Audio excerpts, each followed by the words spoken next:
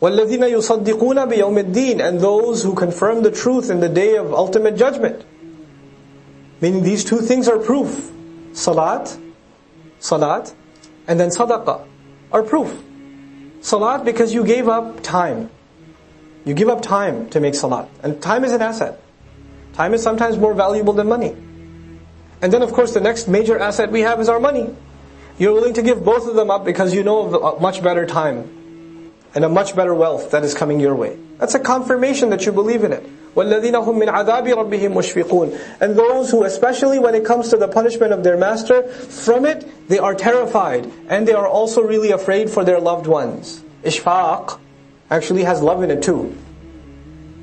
Urdu speakers use shafqat, right? It comes from the same word.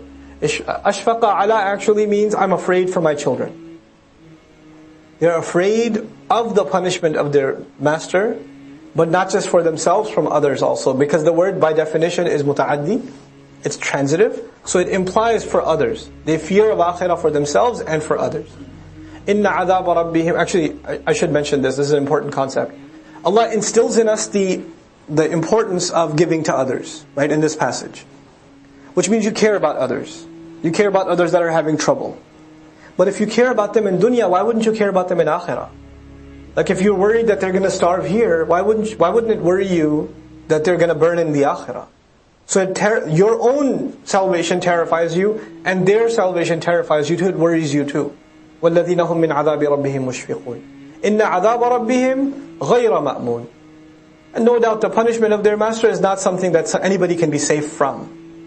وَالَّذِينَ هُمْ لِفُرُوجِهِمْ حَافِظُونَ, and those who, especially when it comes to their privates, they guard them, they watch themselves. Now Allah mentions shame. وَالَّذِينَ هُمْ لِفُرُوجِهِمْ حَافِظُونَ. They're not shameless people.